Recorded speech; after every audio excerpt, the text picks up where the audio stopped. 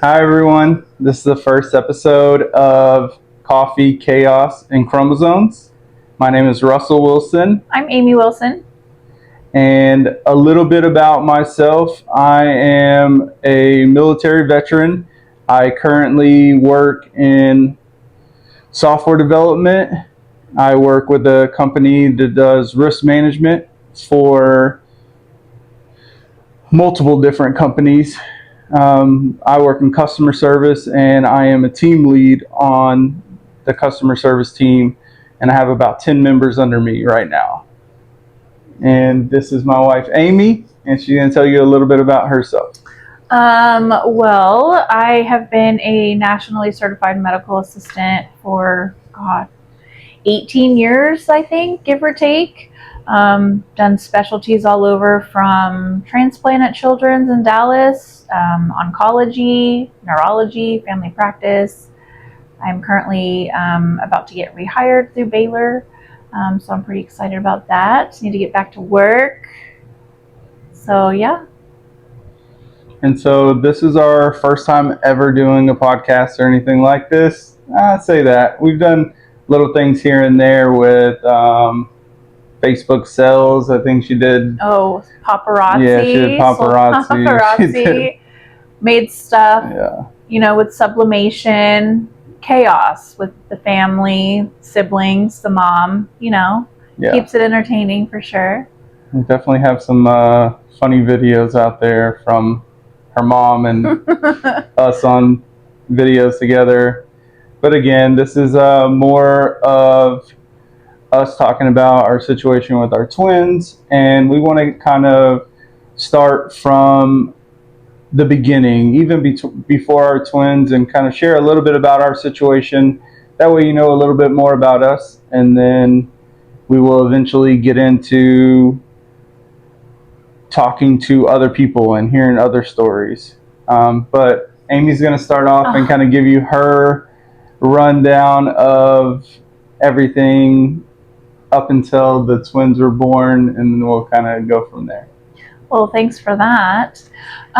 So I guess, after me and Russell met, we were together for a little bit, and then I found out I was pregnant.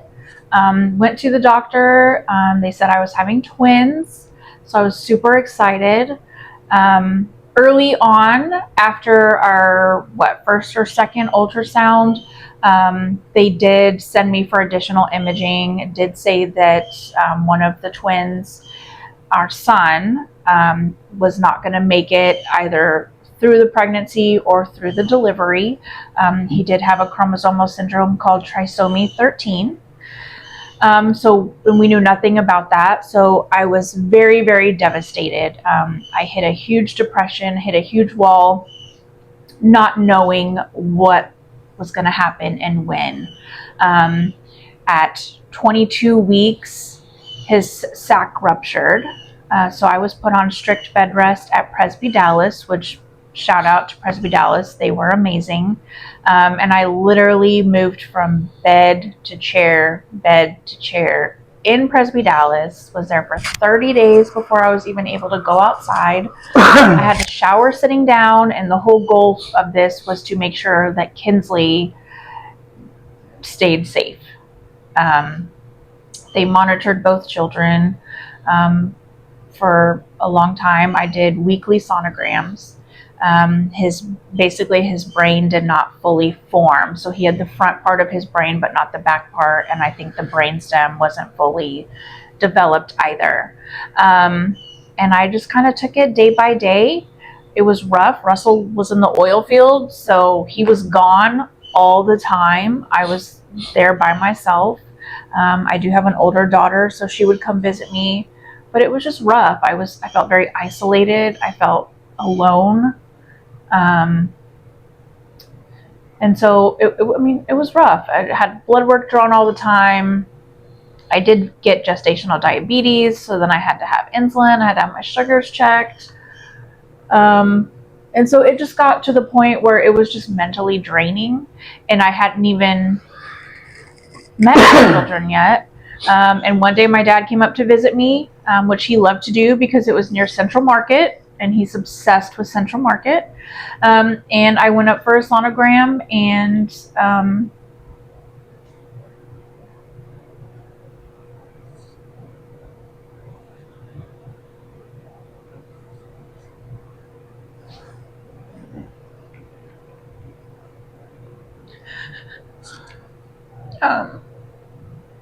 Dylan didn't have a heartbeat.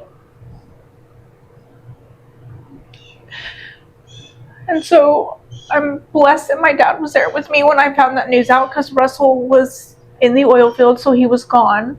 And it was just really rough. We knew it was coming, but the fact that they didn't know when it was coming just hit really hard. And then I just had to turn my focus on keeping Kinsley safe and making sure Kinsley was good. And I did everything I could to make sure that she came out healthy. I delivered her, so he passed at 29 weeks. I'm sorry, 29 weeks. I delivered her at 34 weeks. And she's been as ornery as possible since the day she was born.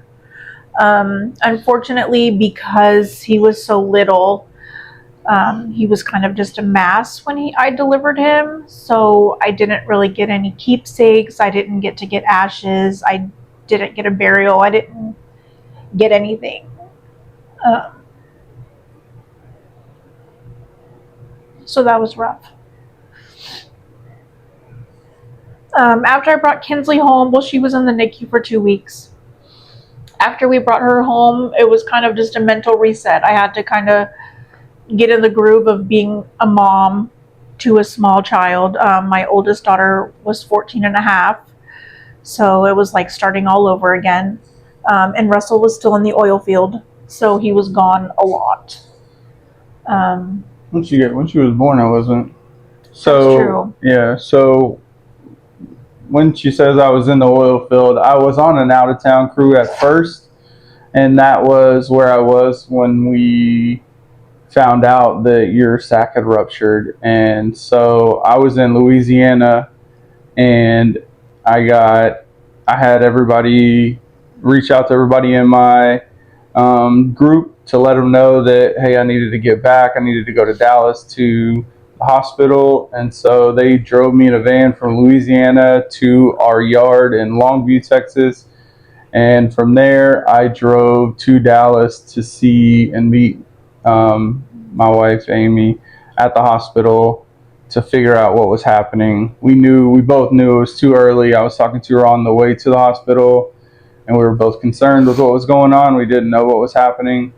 And while she was in the hospital, after that time, I actually switched to an in-town crew. And so I had to drive from the hospital to Longview to then get in a truck, go to work for 12, 14-hour days. And then I would drive from there to the hospital back to Dallas, which is a 2-hour drive one way. And then at that point, I would hang out for an hour or two, try to get some sleep, try to take a shower, turn back around and do the same thing. Sleep on an uncomfortable foldable bed. Yeah, in the couch hospital style thing in the hospital. Trying to just be there for my family and figure out, just figure out what we can do. But at the same time, we still have to pay bills. So I still was trying to work as much as I could for as long as I could. And there came a time once Kinsley was born where I called work and told them that I couldn't do it anymore. As much as I loved what I did and enjoyed the work and enjoyed the money, I needed to focus on our family. I mean, as you can tell, like, it still sits heavy on us to this day with the loss of Dylan, but more so in that time for Amy. She had postpartum depression. She had a lot of things going on mentally, still trying to wrap her head around being in the hospital as long as she was, losing Dylan. I was there for what? 90 days? Yeah. And so with that, at the end, once Kinsley was born, shortly after, when Amy felt a little better after her C-section, she was discharged. We let her go home, and I stayed at the hospital with our daughter. And they wanted us to do 3 days in a row of continuous feeds. And if they didn't hit the continuous feed, or she didn't take one of her feeds, then the 3 days started all over.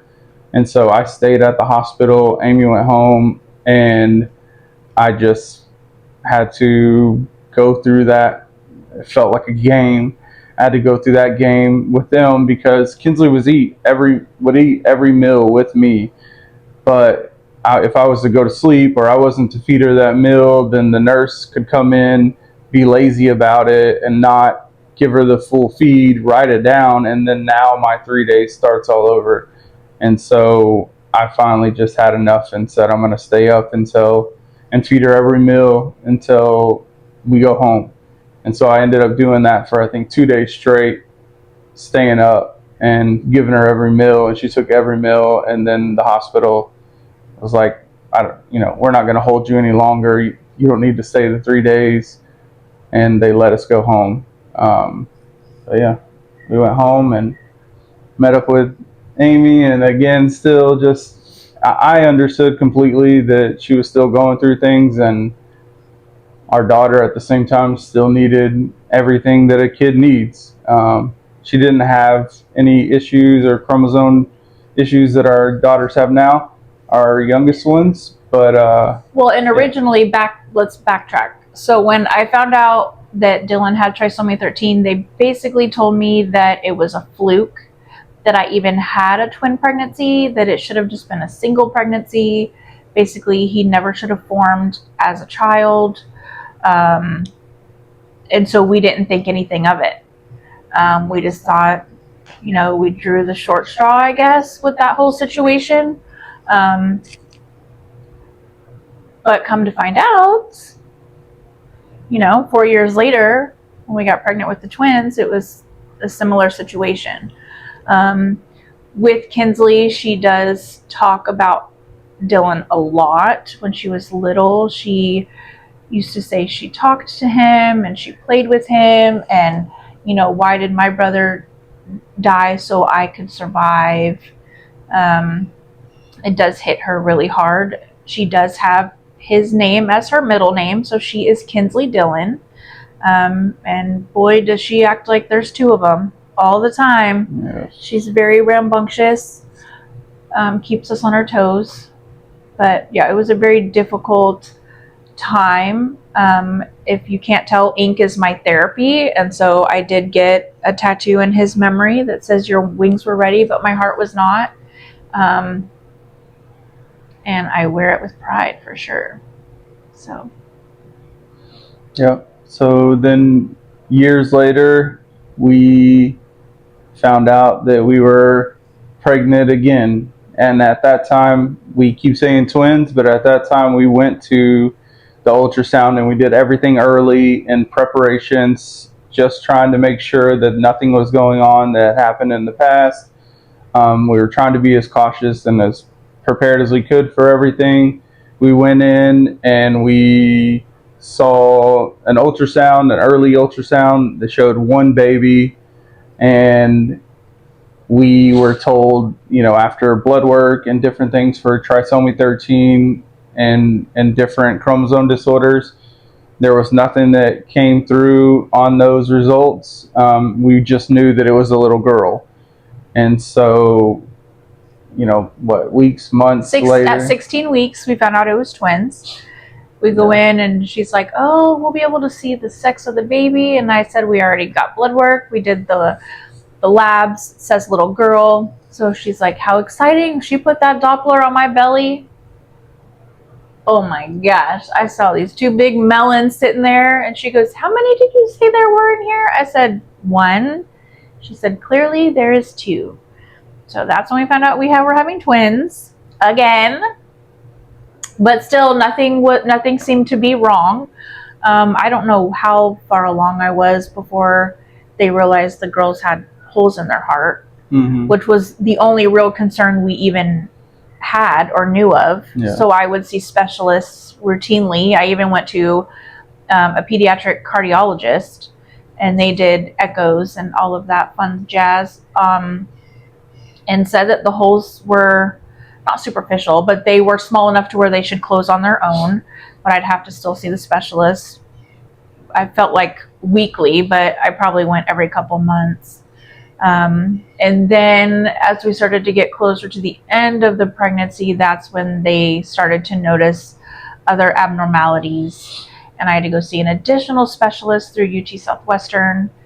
And we still didn't know anything about chromosomal. We just knew that there were extra holes in the heart and twin-to-twin transfusion. Cambry was bigger. Kennedy was really small. Her sac had no fluid in it. Mm-hmm.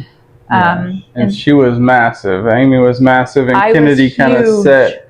With the ultrasounds, Kennedy kind of set up at the top left, and Cambry just spun around and did whatever she wanted to, and a huge sac, it seemed like. And Kennedy kind of just set up in the top corner and didn't have a ton of movement, so twin-to-twin transfusion came into play. And I had personally heard it from a friend of mine that I grew up with, had twins, and one of her little girls her twins went through the twin-to-twin transfusion, and she has a little girl that kind of was affected by that process. So, knowing that and having that in the back of my mind, they gave us the option pretty quickly to, do you want to just deliver? Do we want to deliver, go to the NICU, fight the battle there, or risk the opportunity of going to twin-to-twin transfusion and then having emergencies and figuring out, a lot of things really quickly, but it could give them more time in utero to grow.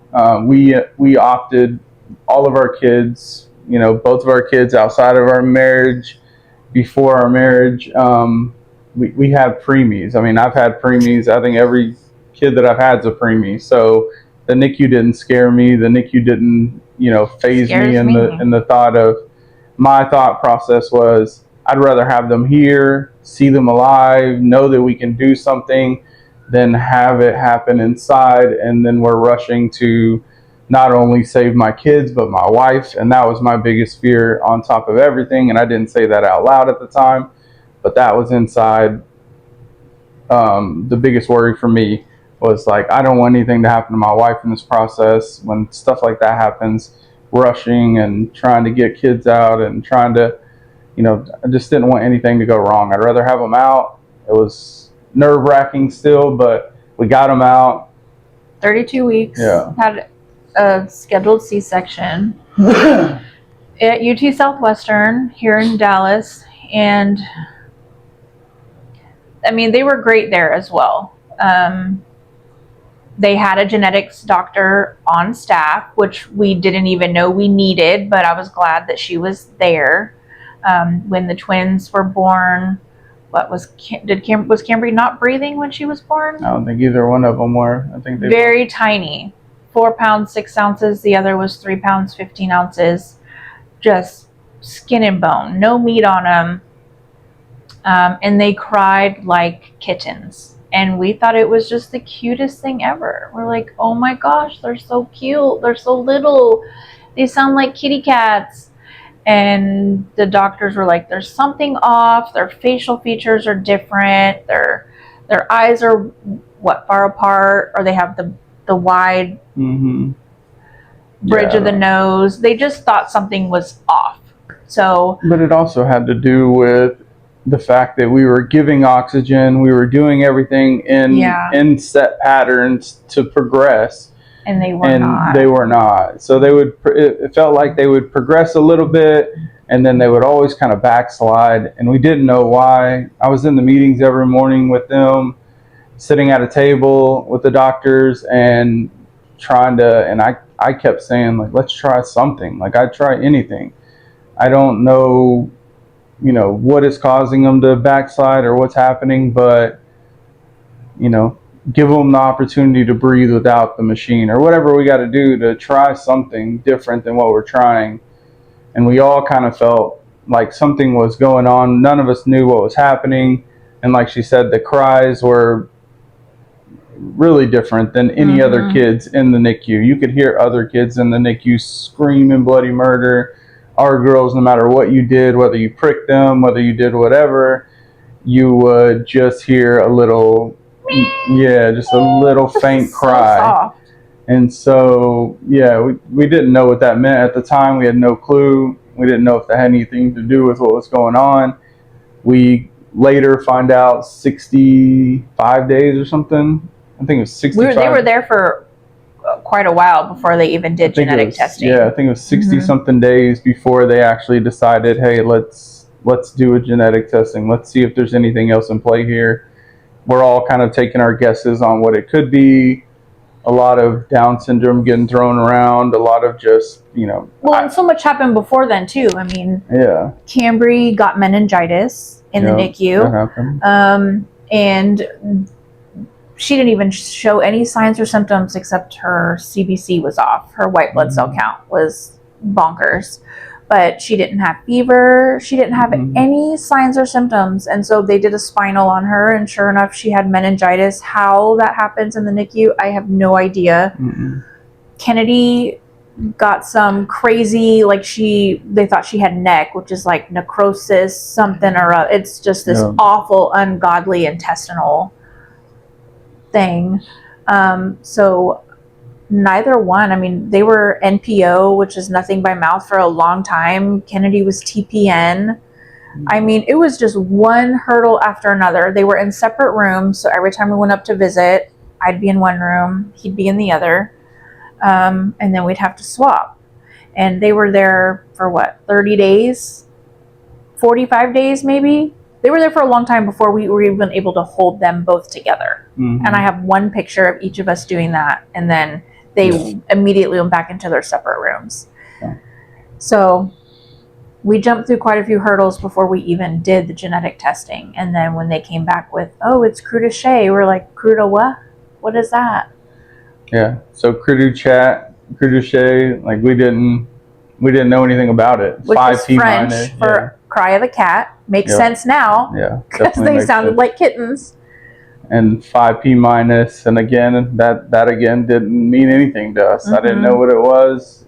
The first thought for me was to go online and start looking for groups, start looking for people that would understand what this meant, what it was. We did get the opportunity to go sit down with a geneticist who's been a geneticist there for 25 plus years. She was looking at everything and showed us, the chromosome, the chromosome tree, like how it looked. And they have a deletion of 5, which falls under the cru de Chat, 5P minus.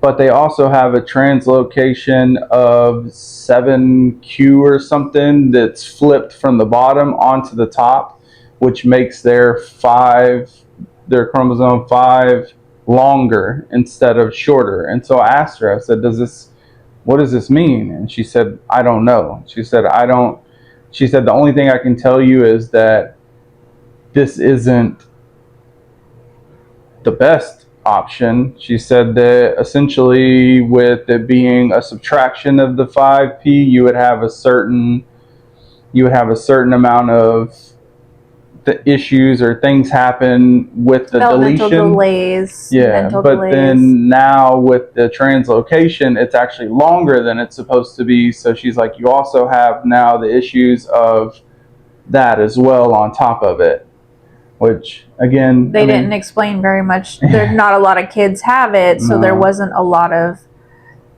research or documentation on what to expect when we took the girls home. So it was literally minute by minute, hour by hour, what do we do? How do we get mentally and emotionally prepared to deal with 2 children that we don't know what day-to-day is going to look like? And that was pretty rough. I mean, to not know. I mean, I'm a planner, okay? Of course. I like to plan, organize, prepare, and I couldn't do that. I literally was just day by day. What did today bring me? What did I learn from it to bring into tomorrow? I try my best to keep life in perspective and honestly try to be grateful for what I had. And at the end of the day, I had both of my kids alive. And so I was under the mindset of whatever came, I was going to deal with. Whatever it was, we would figure it out. Because at the end of the day, I didn't have a choice. And again, I was grateful that they were here. I was grateful that I wasn't in the same scenario that we were with Dylan, where we didn't get to walk away with anything. So I was walking away with two kids, you know, whether people consider them healthy or not, or whatever, didn't matter to me. All I wanted were both my girls, and I was able to do that. I was able to take them home, and we got them home. Took them home with a lot of equipment. Yeah. I felt like we were kind of backed into a corner with getting their G-tube. They are G-tube fed because one of the symptoms of their crudité is poor feeding, failure to thrive. So they weren't eating as much by mouth as they wanted them to before leaving the hospital. So we did give in and do the G-button surgeries, which was a rough recovery for them. Yeah. And at that time, Kennedy or Cambry came out intubated longer. Cambry. Cambry has, they both have difficult airways, and they had their, what is it, laryngomalacia, whatever it is, where their esophagus was just so spongy that she took a lot longer to come out of anesthesia. She always does, every time. And the concern with them also was, I think, even with the poor feeding, was the fact that they were still on oxygen. So they had told us that with that comes other things, and as much as we were reluctant to do that and kind of fought it, for a couple days or a week or whatever we did at that time to not do that, it ended up being a lifesaver, because when they got home, we were feeding by mouth. Yeah. We didn't feed. They inhaled bottles like nobody's business. Yeah. We would feed them at night on the machine, but during the day they ate by mouth, and they had no problems until Kennedy aspirated. Yeah. And because their lungs were not fully developed or strong, then they said nothing by mouth anymore, which I regret holding them off as long as we did, because they don't eat by mouth right now. Yeah, and going into that's an unknown for us. We were in a situation where we had no clue what to do there. We were doing our best in the situation we were given. We were unprepared, like many parents that go home with kids with G-buttons or lung issues or chromosome disorders or any of this. So coming into it, we had no clue. We were doing our best with what we knew, and I'd never heard. I mean, we were told by a therapist that they could get, what is it called, when they stop having that sensation of eating that they have now. Like, what's it called? Well, they have oral oral aversion. Oral aversion. So we were told oral aversion, and I had actually looked it up, and I'm like, okay, that's not going to happen. They were eating everything by mouth. That's not going to happen to us. But I feel like eating at that point wasn't even at the highest part of my concern level. It was the oxygen dropping, the SATs dropping all the time. The alarming beeping noise still gives me nightmares on their pulse ox machine. They went every week, if not every other week, to the ER and ended up being admitted.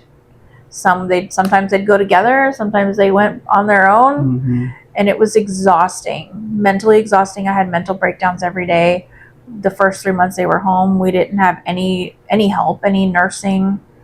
We were literally just doing it by ourselves. I created 2 whiteboards so I knew I wasn't giving one medicine over the other, and I just would jot down what they were given, what time. They had their own find her. And so we lived with her mom. I was actually working. We were both working leading up to it. She, of course, couldn't work anymore. I ended up, while the girls were in the NICU, finally got to a point where I called the company I was working for at that time, Lone Star Transfer. It's a great company, great people, and I just told them, like, you're paying me a salary. I feel bad that I'm not there to take care of my end of the deal, and I need to focus on what's going on here.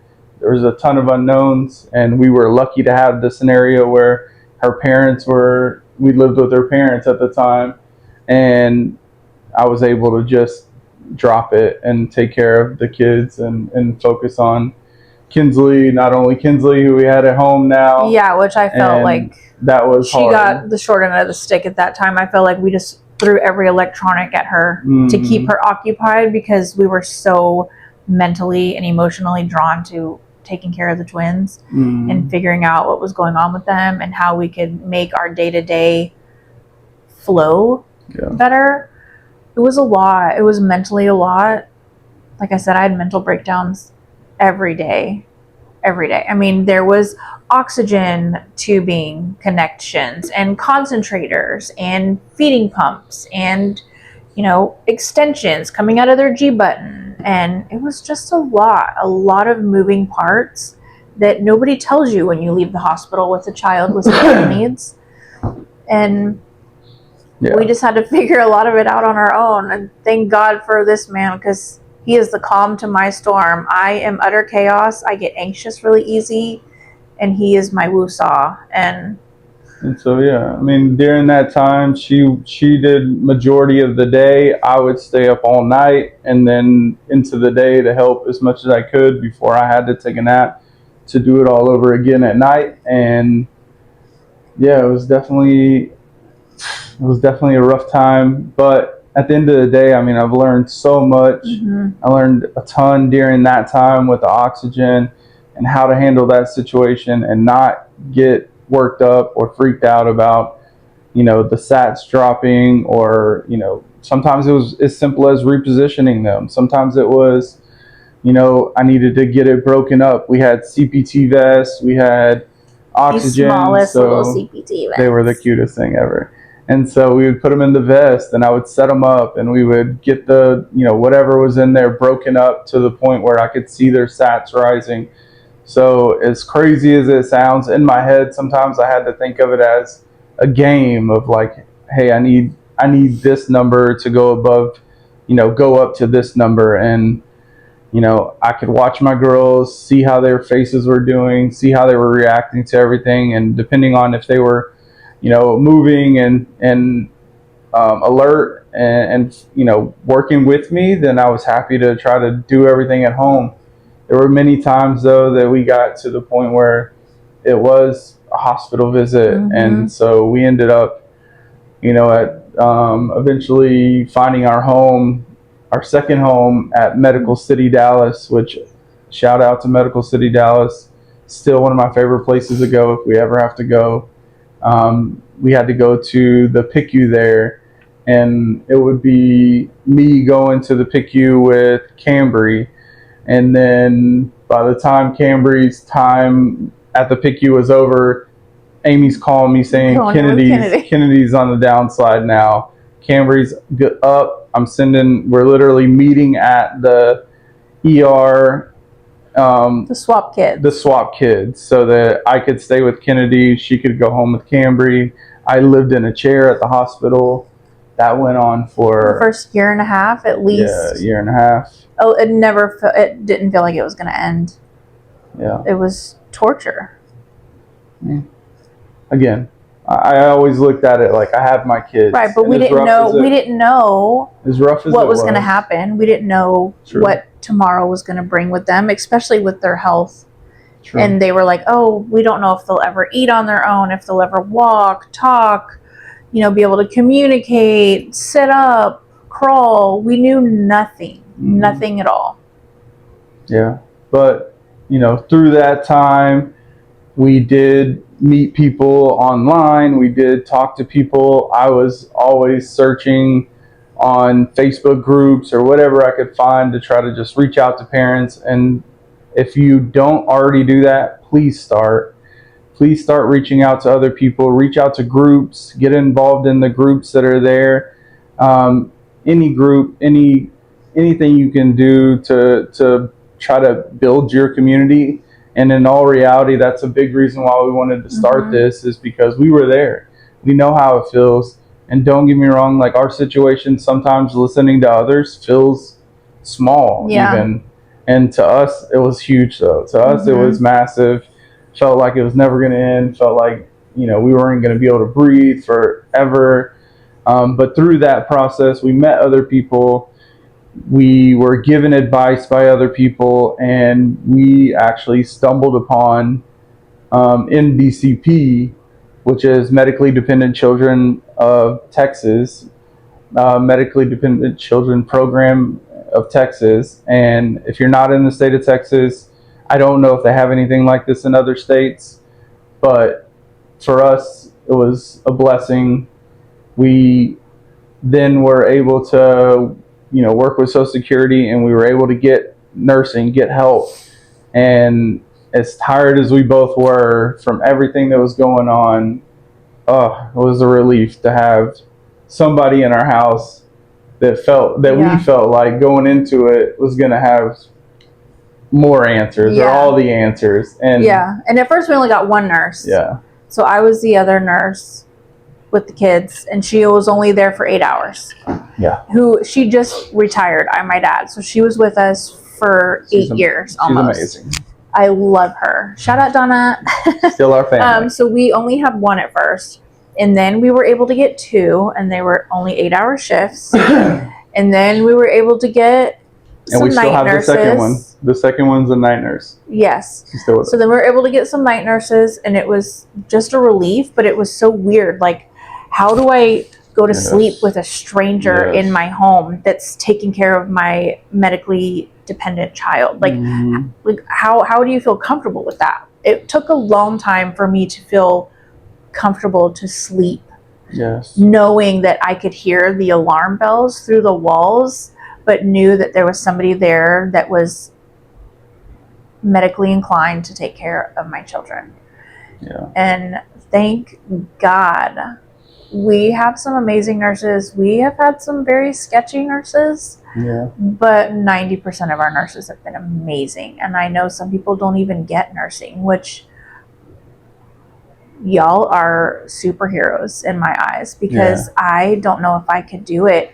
Just on days that we don't have nurses, even though they're my children, it's mentally a lot. Like, especially when you have other children in the home that you also have to care for. Like, I have to make snacks for my 4-year-old and make sure she's fed and bathed and all of these other things, and she wants my time, and I can't do that because I'm trying to start 2 feeding pumps and do 2 CPT vests while I'm holding nebulizer treatments to give them their breathing treatment, and then wash the bag. And I feel like every time you wash the bag, you have to set it up again to refeed them. It's just a lot. It's a lot.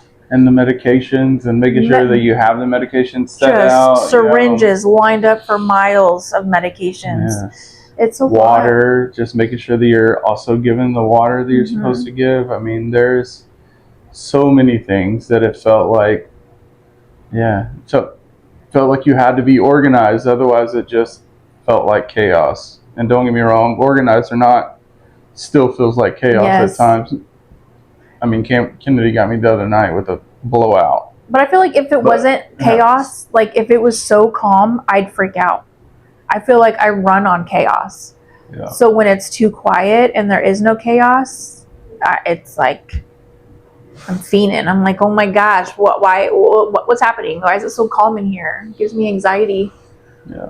So still, even with nurses, like we still have, I mean, there's still, of course, our kids. And any time that, we can I work from home, which has been amazing. 5 years of working from home.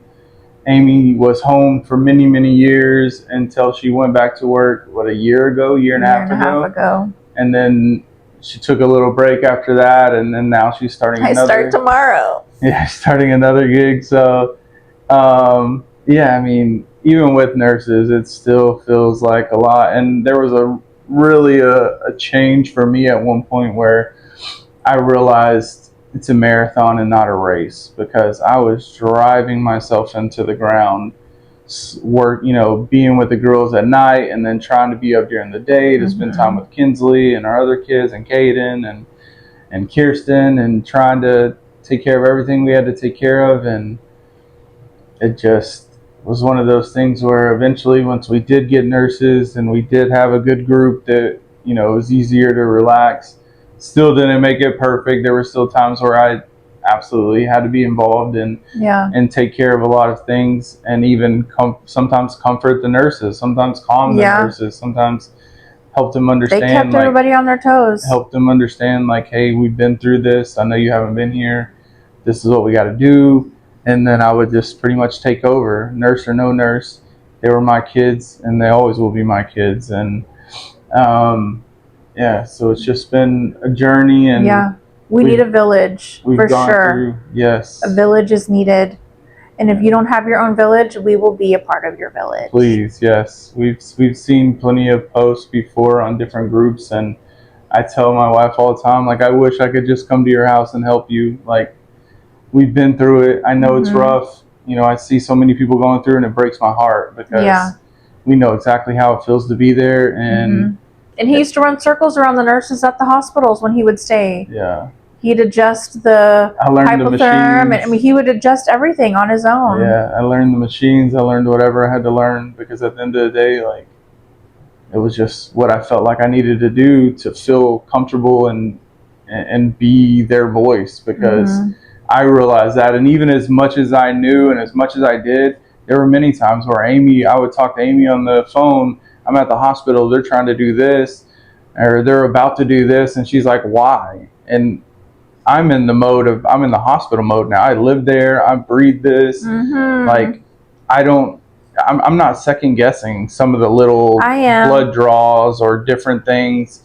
And she would say, like, why are they doing that? And I'm like, I don't know. And then it would hit me like, I should ask a question. I should say something. I should do something. Yeah. And so, but I didn't like being up there, because all of the alarms and the beeping just made me so anxious. Like, they wanted to give Cambry a trach, and I fought and fought and fought and fought. I said, she does not need a trach. And Russ was like, maybe she needs it. I'll admit. If it life or death, I will absolutely give my child a trach.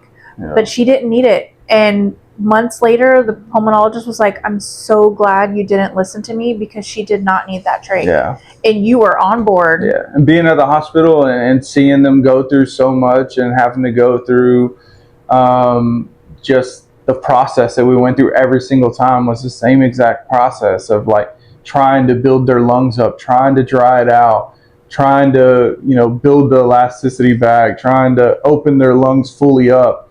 And it just was like, we're heavy hypotherm, putting moisture in there. And then we were titrating down every time, with 3 weeks to a month. And then we'd be able to go home, and their lungs would be healthy enough. And then it was like, the next one's like coming in.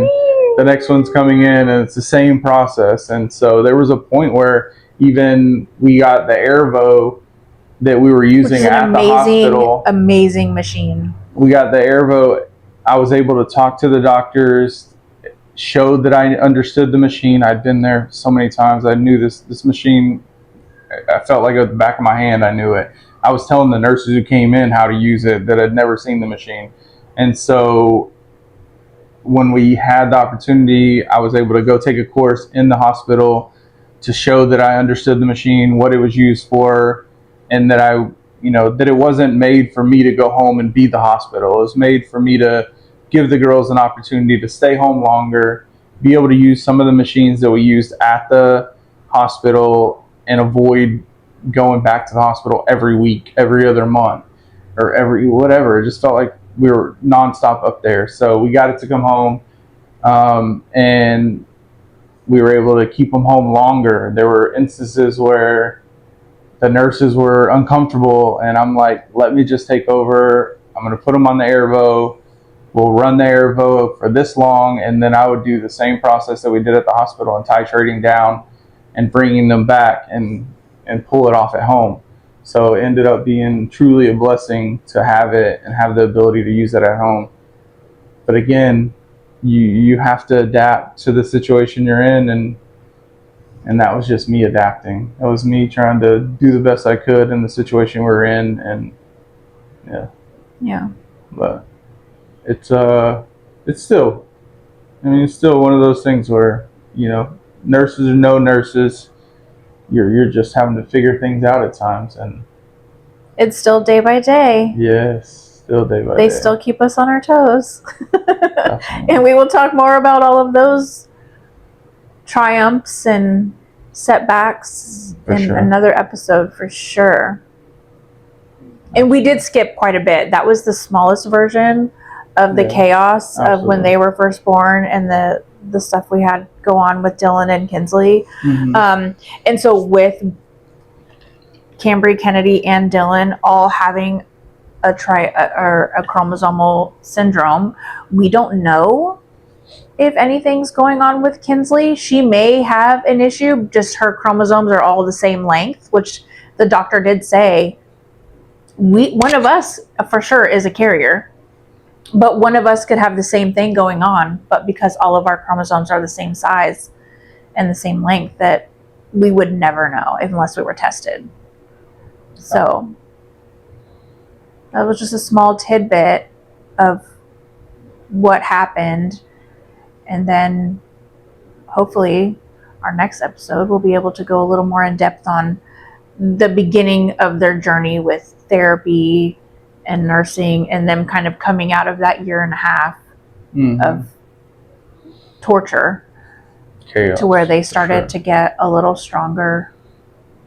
For sure. Mm-hmm. Definitely got stronger. And yeah, I mean, the whole goal of this, starting this, is just to, like we said earlier, is to create a community, create a spot where we can have other people come on and tell their story. Because while you may not resonate with our story, you may be in a totally different situation. Your child doesn't have Critty Chat. You don't have twins. You just have one. There's hopefully someone out there that can share their story and give you insights into something that is useful to you.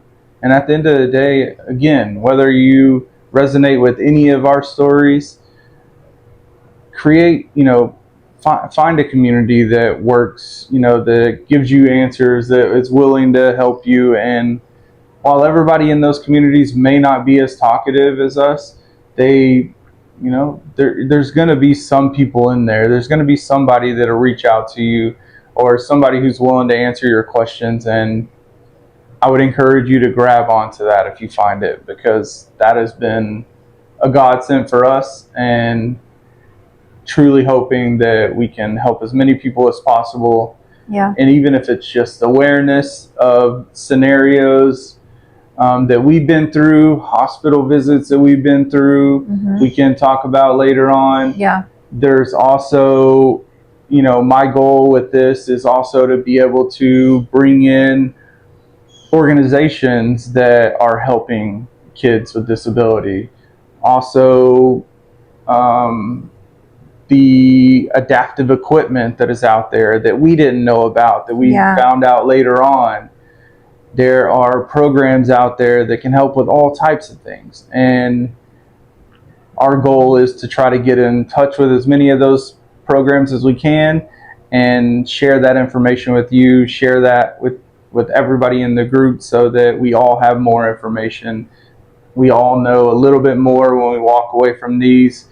And and if you have something that you can share, please let us know.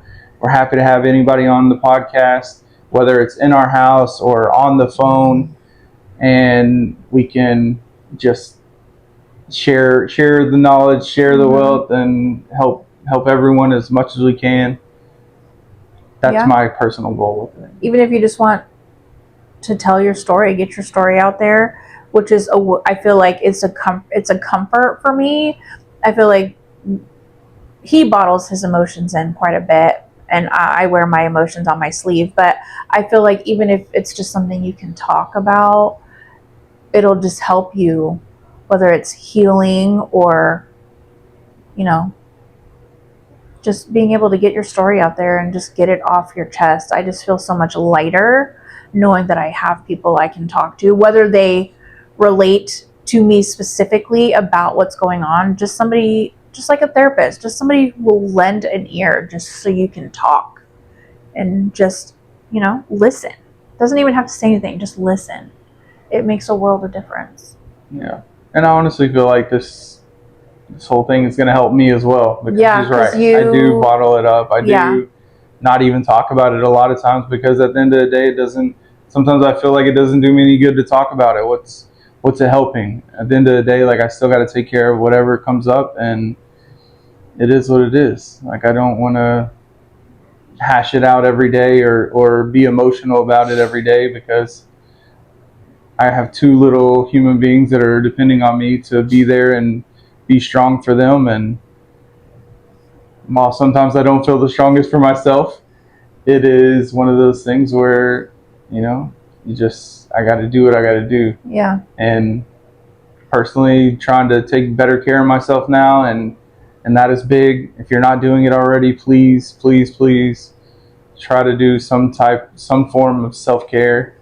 It is hard. I know My self-care. I know many people My E. in this. I know many people that we've spoken to.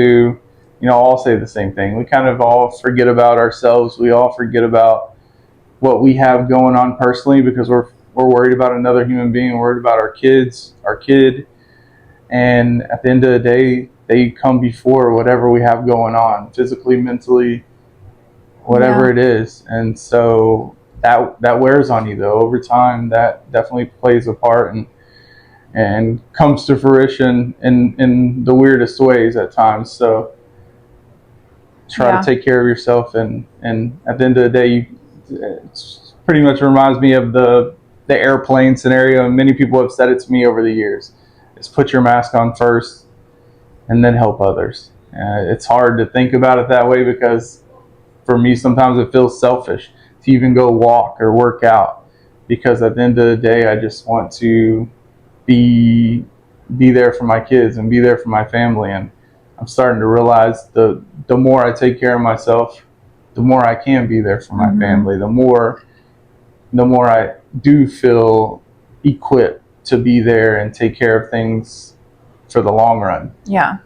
Because bending down to tie my shoes and being short of breath is not fun. No. So I'm I still can't tie my shoes and I'm still short of breath. But try to avoid that. All right. Well, I think our first episode went pretty good. Hope we didn't bore you guys. Yeah. Join us next time for more coffee, lots of chaos, and a few less chromosomes.